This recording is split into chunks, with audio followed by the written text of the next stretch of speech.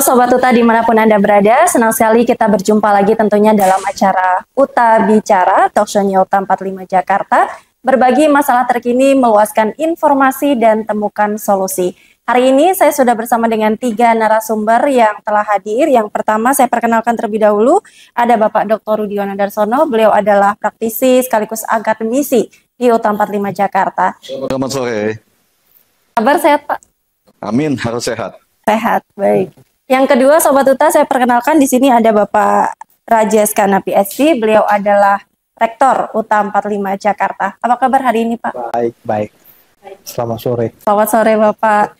Kemudian yang ketiga, saya perkenalkan di sini ada Bapak Michael Matthew. Beliau adalah Wakil Rektor 3 dari Uta 45 Jakarta. Apa kabar Pak Michael hari ini? Baik, terima kasih. Oke, Pak Rudi, Pak Rajesh, dan juga Pak Mike, ini kan masih sangat ramai diperbincangkan nih mengenai hak angket, semakin panas gitu ya. Di episode lalu kita juga sempat membahas ini, tapi sepertinya masyarakat ingin lebih tahu tentang hak angket ini seperti apa. Sebelum kita bahas secara lebih rinci, Pak Rudi, apa sih Pak sebenarnya hak angket itu? Hak angket lagi nih ya. Ya, gini ya. Kita udah berapa kali bicara dan semua ahli juga sudah bicara ya. Kita sebagai orang bidang hukum ini sebenarnya udah terus mencoba menyuarakan tentang apa sih itu hak angket ya. Ini kan hak angket ini kan salah satu hak yang sama-sama kita tahu. Ini hak konstitusi dari DPR. Ya. Jadi hak angket ini adalah hak untuk menyelidiki. Hak untuk menyelidiki sebuah kejadian yang ada atau yang dilakukan oleh para eksekutif ataupun yudikatif di sini tentang sebuah kejadian yang dianggap kejadian luar biasa ya, kejadian yang menyita perhatian masyarakat banyak yang bisa berimplikasi kepada masyarakat secara luas. Ya, itu intinya hak angket untuk menyelidiki sebuah kejadian itu. Saya bukan suatu yang aneh ya. Hak angket ini hak konstitusi ya, memang yang melekat pada DPR itu. Jadi hak untuk menyelidiki suatu kejadian. Untuk menyelidiki aja. Yang berdampak luas pada. Itu jadi kalau mau tanya hak angket, ya itu hak angket DPR. Ya. Terus yang mau ditanyanya apa, jadi kan? Tentang ini Pak, hak angket ini kan dihubung-hubungkan dengan situasi pemilu, pilpres yang sudah kita lalui bersama, di mana dalam pilpres itu banyak sekali dugaan kecurangan. Katanya. Nah, bagaimana tanggapan Pak Rudi untuk hal ini, Pak?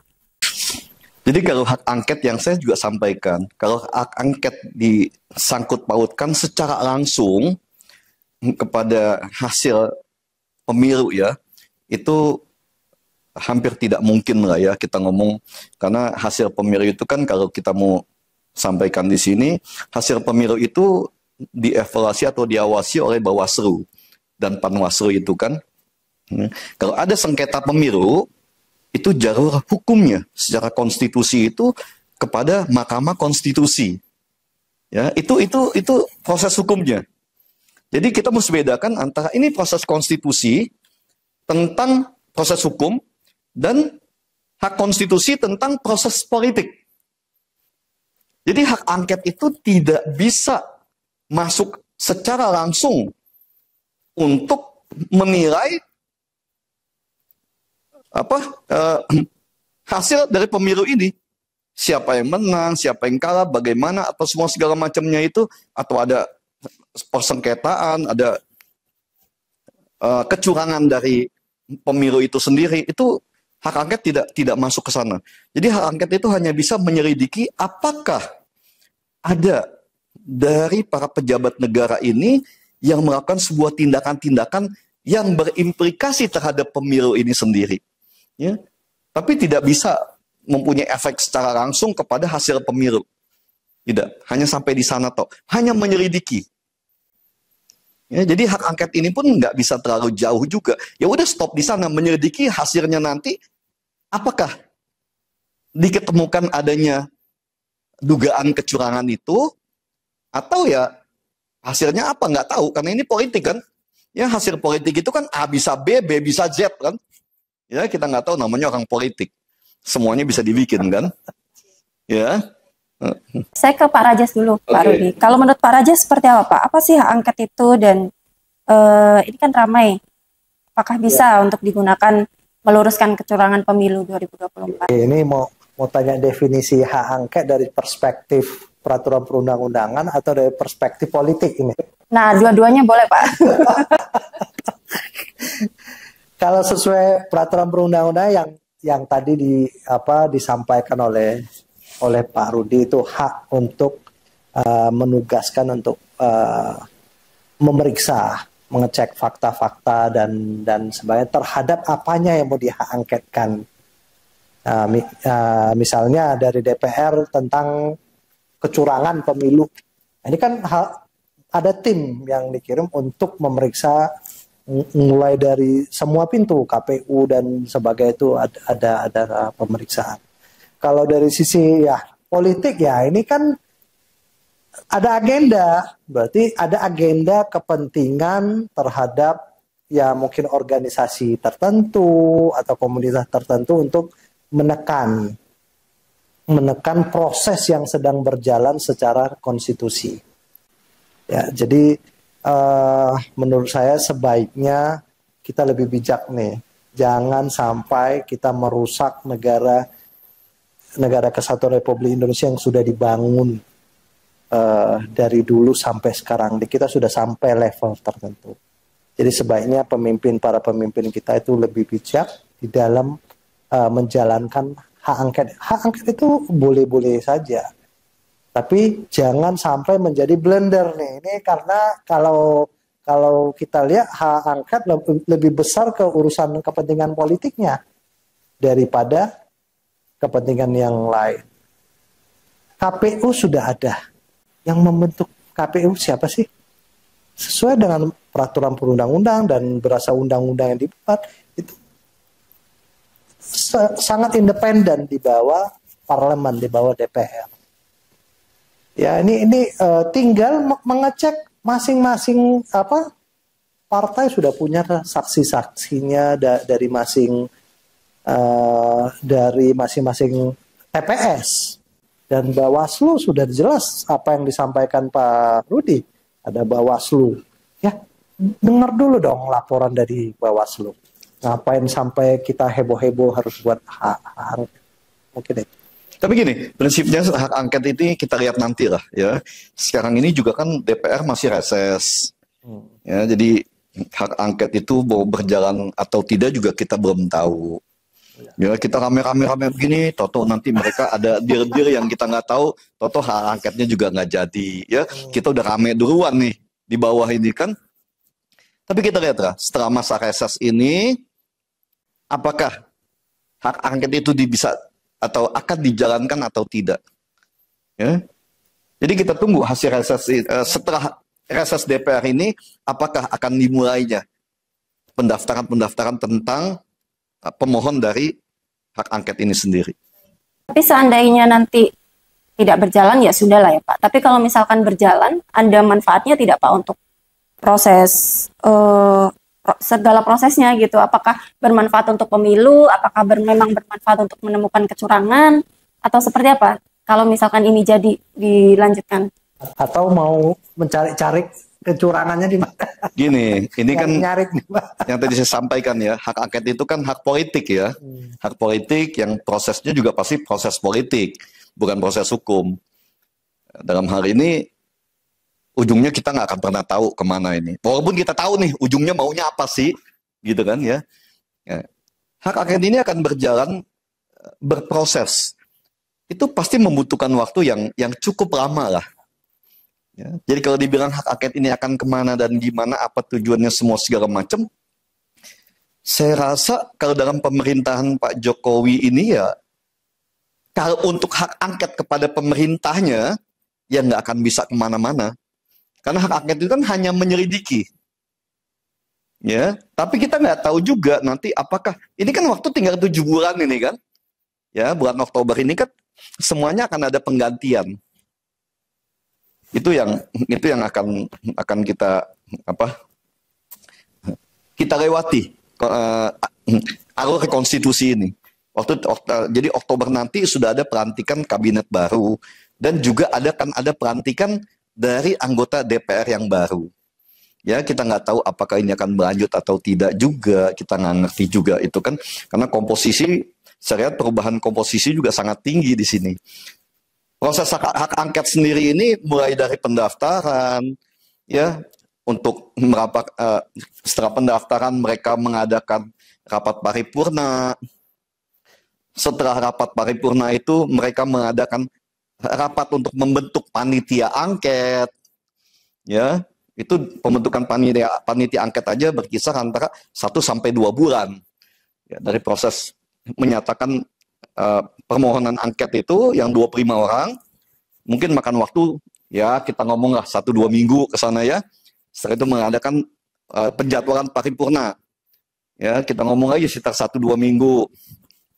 Untuk paripurna disetujui, harus 50%. Oke, sampai 50%.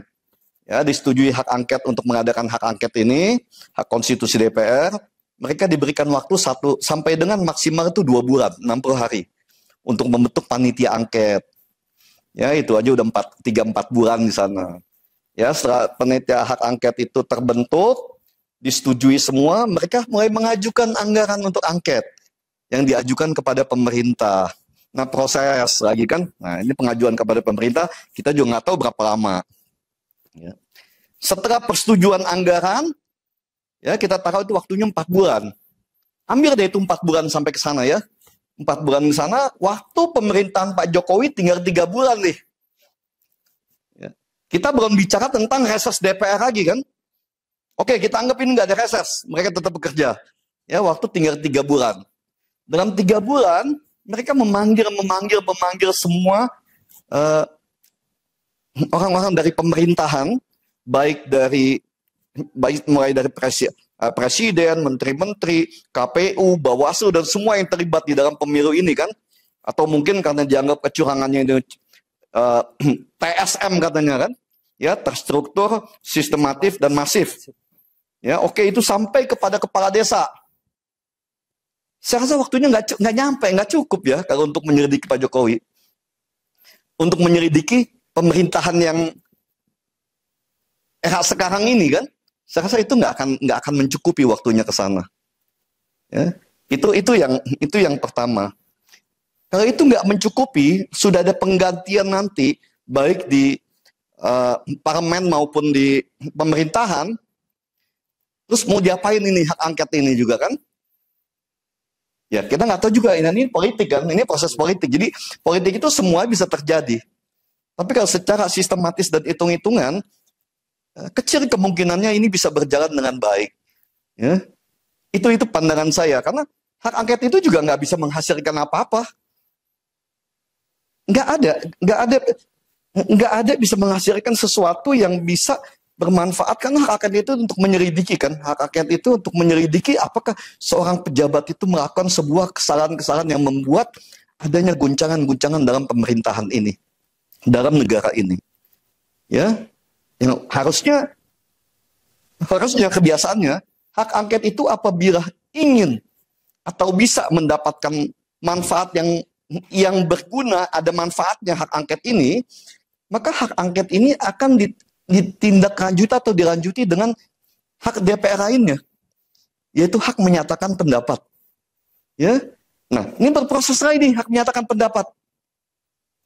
Hak menyatakan pendapat inilah yang mungkin bisa untuk menjatuhkan seorang Joko Widodo dari posisi presidennya. Tapi itu pun nggak gampang, ya, karena proses pemakzulan itu kan juga nggak segampang itu. Setelah mendapatkan hak angket selesai, diketemukan adanya kecurangan misalnya yang melibatkan Pak Joko Widodo sebagai presiden, misalnya, ya, hak menyatakan pendapat itu ya prosesnya harus dimulai lagi dari nol. Dan itu prosesnya lebih rumit, lebih sulit. Dan saya katakan lah ya, walaupun ini waktunya masih cukup panjang, hampir tidak mungkin untuk bisa memaksurkan atau menjatuhkan Presiden Joko Widodo ke sana ya. Hak angket ini tidak membawa manfaat apapun, sekalipun di akhir nanti tujuannya adalah memakzulkan Nggak presiden. terlalu banyak bermanfaat kalau kita kaitkan dengan pemilu hari ini ya. Karena dari kabar tadi siang pun ya, rapat pertama DPR setelah reses itu, kita mendapat kabar bahwa yang menghadiri rapat DPR itu juga hanya 160 sekian ya, tidak sampai 50% dari total jumlah anggota DPR yang bisa memenuhi peraturan terbentuknya atau disetujuinya sebuah hak angket itu oleh DPR. Ya. Saya rasa juga, ya saya nggak tahu permainannya ini sampai di mana kan, apakah hanya rame-rame atau mau bagaimana, tapi dari rapat paripurna hari ini sudah terlihat bahwa hak angket tidak terlalu diminati oleh sebagian besar anggota DPR yang ada atau yang berkuasa pada hari ini, saat ini ya. Pak Rajes, hak angket tidak begitu diminati oleh para anggota DPR, tapi masihkah akan membawa manfaat kira-kira Pak, menurut Pak Rajes? Sekalipun mungkin hampir tidak bermanfaat ya Pak Rudi ya. Ya. Kalau hak angket itu kan memang haknya DPR. Haknya DPR ya. DPR kan punya beberapa itu hak ya. Seperti hak angket, ada hak interpelasi dan sebagainya. Jadi itu merupakan haknya DPR. Mereka bisa saja melakukan itu di dalam melakukan pemeriksaan sesuatu. Cuman dasar memutuskan untuk hak angket ini juga kan harus jelas. Ya. Dasarnya dulu nih, ada nggak laporan dari Bawaslu tentang kecurangan yang tadi disampaikan Pak Rudi, sistematis, masif dan sebagainya, betul nggak? Ada nggak temuan itu sehingga itu bisa memperkuat DPR untuk melakukan atau untuk meminta hak angket dilaksanakan? Kalau memang dasarnya cuman hanya kepentingan tertentu dengan ini untuk heboh-hebohan atau arogansi dan jadinya ya yang tadi disampaikan Pak Rudi, hari ini aja untuk memutuskan angket yang hadir cuman sedikit. Ya kalau kita lihat tadi ya, yang hadir di paripurna hari ini hanya 167 anggota, sedangkan dari PDIP sendiri kan sudah 100 lebih ya.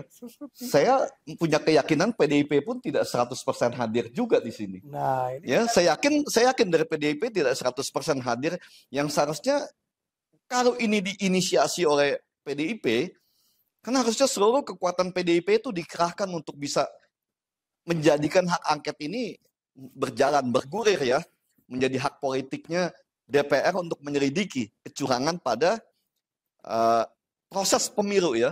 Kita tidak bicara tentang pemilu, tapi tentang proses pemilu ya. Hak angket ini kan menyelidiki prosesnya. Tapi kalau lihat dari sidang paripurna hari ini ya, pertama hari ini setelah reses mereka ya, saya pesimis hak angket ini akan berjalan dengan lancar ya. Ya tapi kita nggak tahu juga kan. Ya kita lihat ke depan nanti kan. Ya, ini kan masih akan menunggu waktu lagi nanti di sini untuk paripurna berikutnya kan. Ya kita lihat aja ini. Tapi ya cukup untuk bikin kita jadi rame-rame, cukup lah. Sebagai pembelajaran politik juga Pak untuk anak muda. Boleh, untuk pembelajaran boleh. Asal jangan membuat adanya sebuah dilusi kepada pemerintahan yang akan datang. Ya, kalau sampai misalnya hak angket ini ditujukan untuk mendegradasi elektabilitas dari kepemimpinan presiden yang akan datang, ini hasilnya akan sangat tidak baik buat bangsa ini, buat negeri ini. Ya. Itu aja yang saya sampaikan kepada teman-teman DPR. Kalau hanya keinginan untuk mendegradasi ya, elektabilitas dari kepemimpinan presiden yang akan datang, presiden terpilih ini, ya janganlah. Ya, jangan kita rusak bangsa ini hanya karena dendam semata ya, hanya karena kebencian kita kepada salah satu sosok atau sosoknya Pak Joko Widodo di sini. Kita harus berpikir sebagai negarawan bahwa kepentingan bangsa ini terlalu besar untuk disandingkan dengan dendam-dendam pribadi. Saya rasa itu yang harusnya bisa dilakukan oleh para elit politik kita ya. Baik, Pak Rudi. Pertanyaan dari saya, Pak Rudi dan juga Pak Rajes. Kalau misalkan hak angket nanti bergulir, kemudian bisa ditemukan ternyata terbukti Anda salah satu pejabat yang melakukan penyelewengan wewenangnya, bagaimana tanggapan Bapak?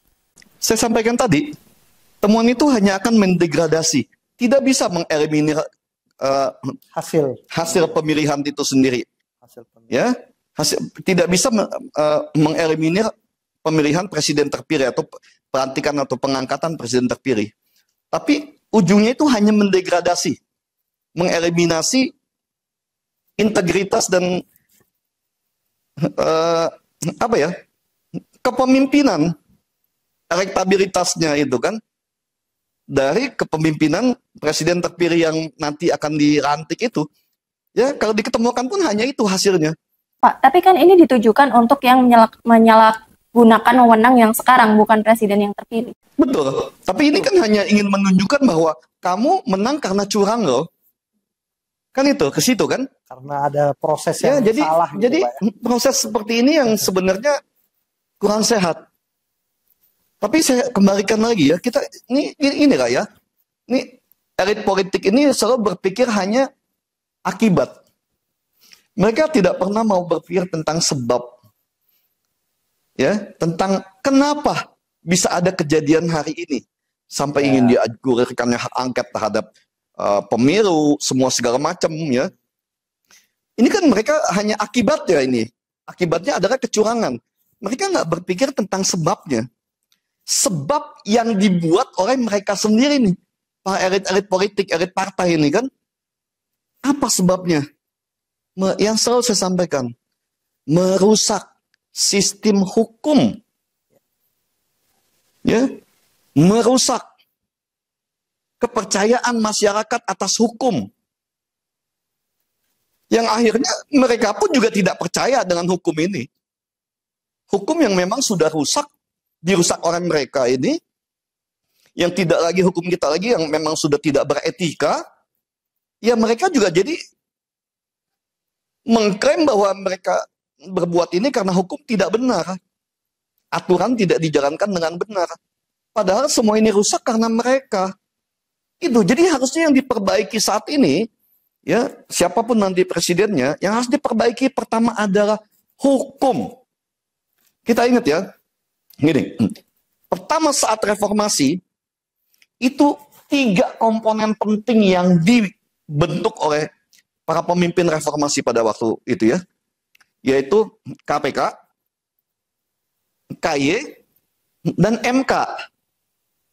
3 struktur penting yang 3-tiganya ini berkaitan langsung dengan penerapan hukum yang memang sudah tidak dipercaya sejak masa Orde Baru, yang dianggap hukum ini tidak bisa bekerja dengan baik dan benar dan tidak bisa lagi dipercaya. Makanya dibentuklah 3 komponen itu. KY, ya Komisi Yudisial, itu dibentuk khusus untuk mengawasi proses-proses persidangan dan perilaku para hakim.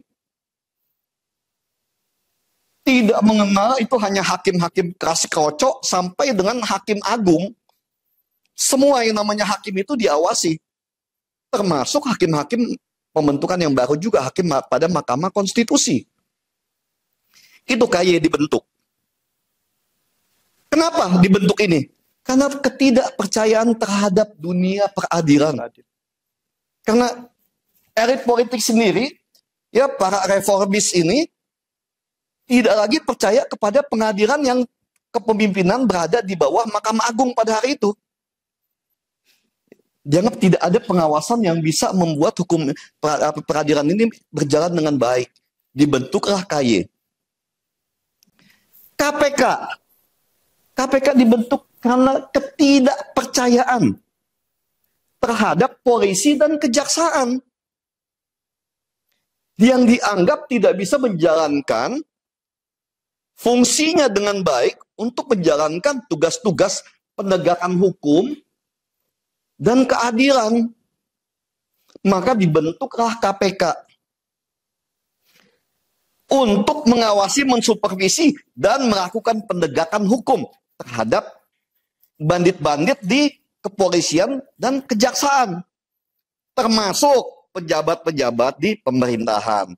Tapi fokusnya itu sebenarnya kepada bandit di kejaksaan dan kepolisian.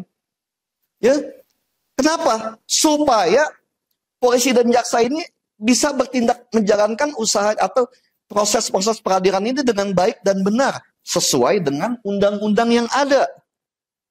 Ya, bukan dengan sesuai dengan bacot dia kan. Terus sekarang ini kan polisi sesuai dengan bacot dia, kejaksaan. Kalau saya bilang tidak, ya tidak. Kalau saya bilang hukum, ya hukum. Kan itu yang terjadi kan. Makanya banyak sekali orang-orang yang tidak bersalah, yang harus masuk penjara, hanya karena permainan jual beli pasal-pasal pada hukuman, pada proses hukum itu sendiri. Dibentuklah KPK. Ya. Kenapa dibentuk MK? Karena juga ketidakpercayaan kepada aparatur sipil negara,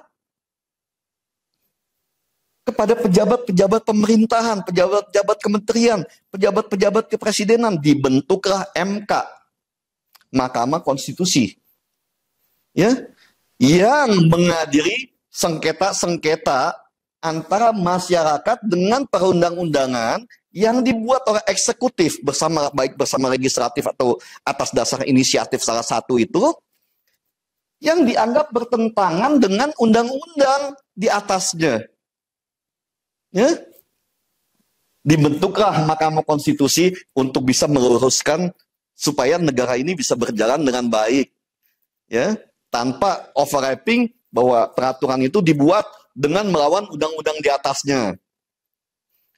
Ya, jadi itu sebenarnya reformasi itu sudah sangat baik sebenarnya pada hari itu ya. Tapi dilaras sialnya ketiga-tiganya ini diamputasi. MK-nya diamputasi, tidak boleh ada pengawasan.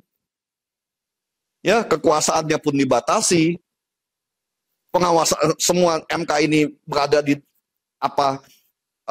seperti Hakim Kuswanto atau siapa itu kan yang diberhentikan oleh DPR karena dianggap banyak mengarahkan membuat pemerintah kalah di dalam persengketaan. Ya, MK-nya dirusak, diamputasi, KY-nya juga diamputasi, dirusak. KY tidak boleh lagi mengawasi hakim-hakim dalam memutuskan sebuah perkara. Ya, jadi KY tidak boleh memeriksa materi perkara itu. Sedangkan permainan peradilan itu kan pada materi perkara, materi putusan. Jual beli pasal di pengadilan itu kan pada materi putusan. Bukan pada absennya hakim datang tepat waktu atau tidak. Ya, hadir atau tidak, punya bini muda atau tidak. Kan gitu. Jadi KY itu sebenarnya untuk mengawasi materi-materi yang diputuskan oleh hakim itu apakah materi putusannya itu merefleksikan keadilan untuk masyarakat. Nah, dengan putusan MK pada tahun 2006 diamputasilah kekuasaan KY. KY tidak boleh mengawasi hakim-hakim MK. KY tidak boleh lagi mengawasi Hakim Agung. KY tidak boleh lagi mengawasi tentang materi putusan dari para hakim di pengadilan. Ya, KY hanya boleh mengawasi perilaku hakim di luar itu kan. Apakah datang tepat waktu, absennya benar atau tidak. Ya. Jadi emang ya KY ini kan bukan untuk mengawasi absennya hakim, mengawasi perilaku hakim, tapi bagaimana dia mengawasi semua tindak tanduk dan perilaku hakim itu dalam mengambil sebuah keputusan atas sebuah perkara.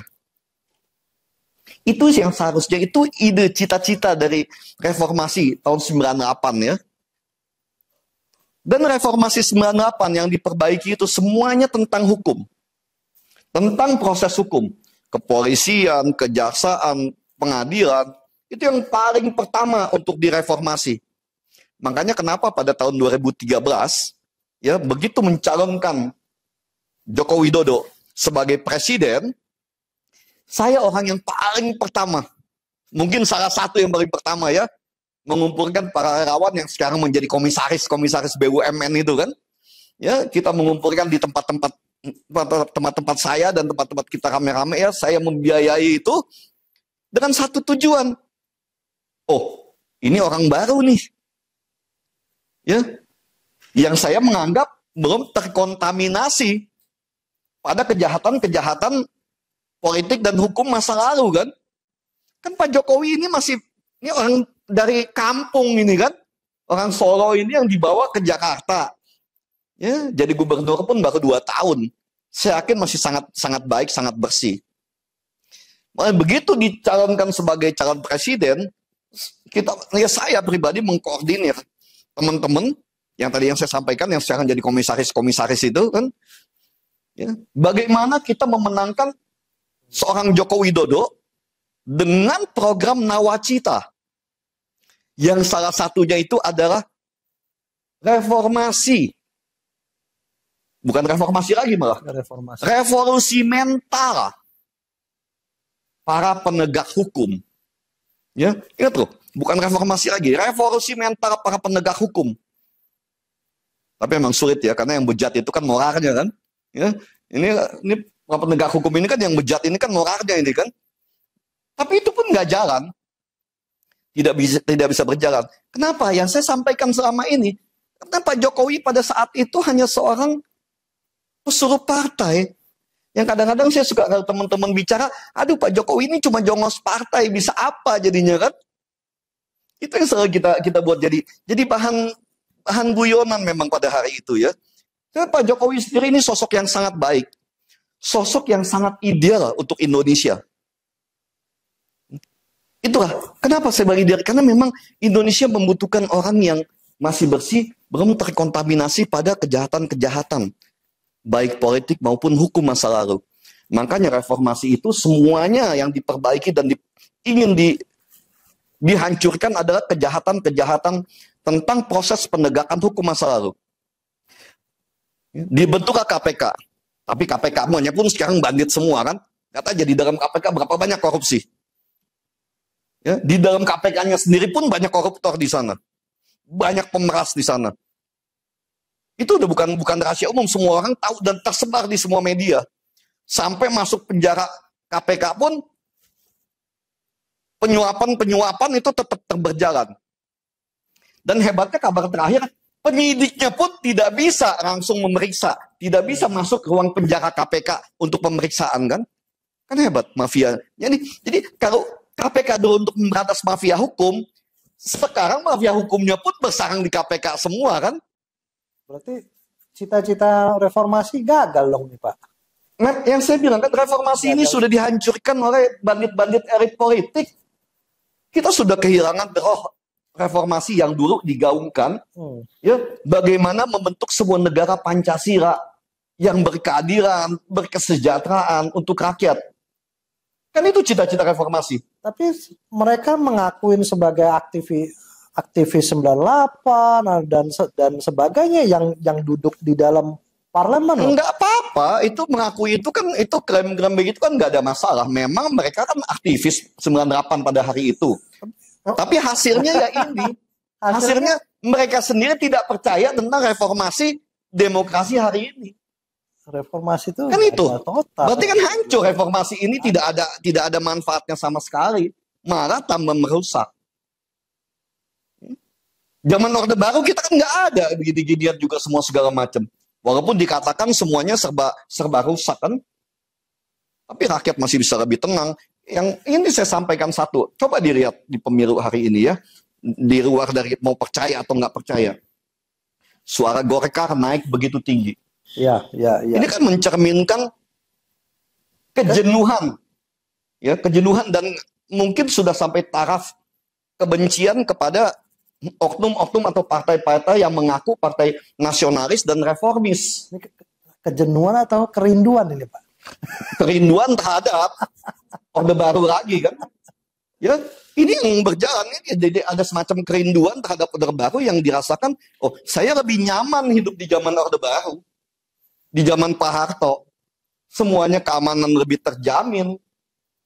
Mana berani polisi main tangkap dengan pasal-pasal pasal-pasal siluman, pasal bikinan semau-maunya kan?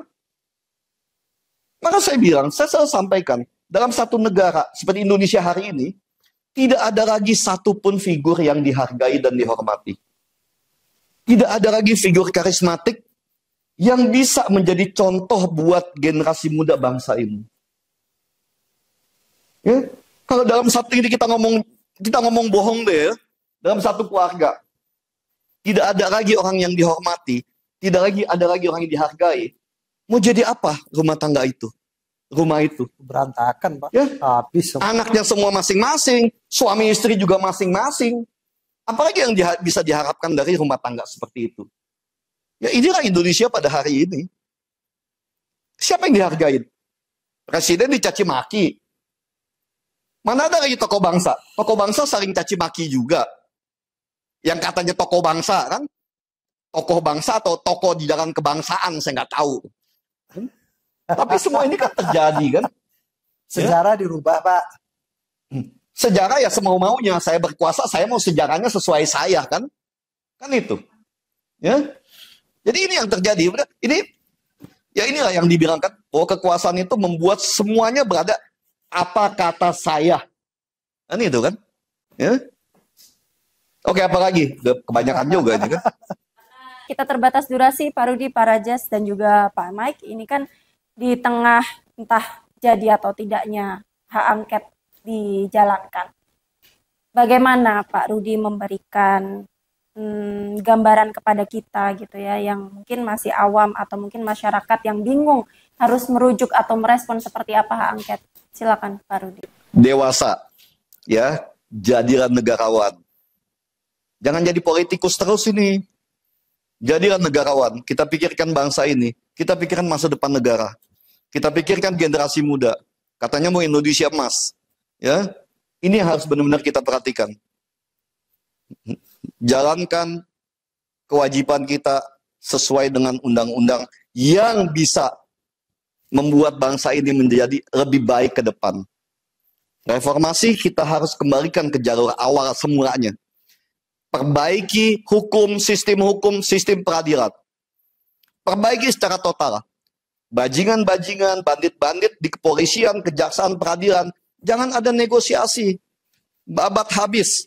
Negara ini butuh tangan besi. Ya, untuk memperbaiki negara yang sudah rusak begini, butuh tangan besi untuk memperbaiki ini. Untuk meratakan semua bandit-bandit yang bikin benjolan-benjolan di jalan kemerdekaan ini kan. Itu. Ya. Jadi bajingannya ada di bidang hukum semuanya. Banditnya ngumpul di sana semua. Itu perbaiki. Saya sangat yakin. Kalau hukum itu bisa diperbaiki, 80% masalah bangsa ini selesai. Karena yang paling akan selesai itu adalah korupsi yang bisa diselesaikan duluan. Ya. Kalau hukum sudah bisa diperbaiki, korupsi pasti akan jauh lebih mungkin ya, kalau kita bilang korupsi tidak ada, nggak mungkin ya. Kecil sekali kemungkinan ke sana. Tapi akan sangat-sangat kecil kemungkinan orang berani untuk korupsi. Perbaikin hukum. Hancurkan bandit-bandit pada bidang penegakan hukum itu. Bajingannya semua ada di sana. Yang bikin rusak bangsa ini, yang bikin kisruh pemilu ini, ada di sana semua itu. Ya, bikin kita jadi semuanya rakyat tidak percaya. Bahkan pembentuk undang-undang pun, DPR dan para elit politik pun jadi nggak percaya kan. Ini situasi yang kita hadapi hari ini. Ya, itu aja dari saya. Terima kasih Pak Rudi. Selanjutnya Pak Rajes. Ya, saya mau mengajak semua untuk berpikir secara rasional. Lihat fakta yang sebenarnya. Jangan main ikut-ikut saja karena kepentingan tertentu ya. Berpikir rasional, berpikir lebih bijak, lihat fakta. Yang saya sangat setuju yang disampaikan oleh Pak Rudi bahwa hukum kita itu sudah kebablasan. Sudah rusak. Apakah nanti Indonesia masih ada yang dikatakan di tahun 2030 Pak ya? Dan ini harus ditegakkan. Pak Prabowo yang mengatakan itu loh ya. Pak Prabowo, Kalau hukum tidak diperbaiki, kita nggak tahu apakah NKRI 2030 itu masih ada atau tidak, kita nggak tahu. Nah, itu statement dari Pak Prabowo. Jadi benar, mari kita bergandengan tangan. Udah deh, dalam satu rumah tangga mau ribut-ribut, oke. Tapi ingat tujuan kapal ini harus tetap jalan. Semenjak kepemerintahan yang ada, luar negeri sudah cukup begitu respect dengan posisi Indonesia. Yang dulu kalau kita pergi ke negara tetangga, kita itu dibilang Indon. Sekarang, oh, your government is very good, excellent. Itu aja sudah bisa puji. Bukan karena apa? Karena persatuan kita. Bukan karena seorang Pak Jokowi. Apapun itu selesaikan. Kalau memang sistem hukum diperbaiki, ayo semua para tokoh duduk bareng, selesaikan ini. Supaya siapapun presiden nanti yang terpilih, lanjutkan. Dan kita buat garis besarnya seperti apa. Cuman itu yang titipan saya. Makasih. Selanjutnya Pak Mike, sekaligus mungkin mewakili generasi muda kita, apa masukan atau harapan dari Pak Mike dalam merespon hak angket ini, Pak? Baik, harapan saya pastinya siapapun presidennya nanti, saya cuma berharap supaya pemilu ini bisa jujur, adil, dan damai. Karena siapapun presiden yang terpilih, pastinya bangsa Indonesia cuma pengen bangsa ini bisa maju, bisa bersaing di dunia internasional. Dan misalnya kalau misalnya Pak Jokowi punya mimpi untuk memiliki Indonesia emas di 2045, pastinya kita sebagai bangsa Indonesia pasti mendukung itu, karena nggak ada menurut saya rakyat yang mau negaranya hancur atau malah mundur. Terima kasih. Baik, terima kasih. Kita sampai di penghujung acara, Sobat Uta. Saya mengucapkan terima kasih sekali lagi kepada Pak Rudi. Terima kasih Pak Rudi, Pak Rajas terima kasih, Pak Mike terima kasih atas waktunya. Kita akan ketemu lagi dalam Uta Bicara episode berikutnya, tentu dengan pembicaraan atau pembahasan-pembahasan yang menarik. Saya Dinalca pamit undur diri, terima kasih dan sampai jumpa.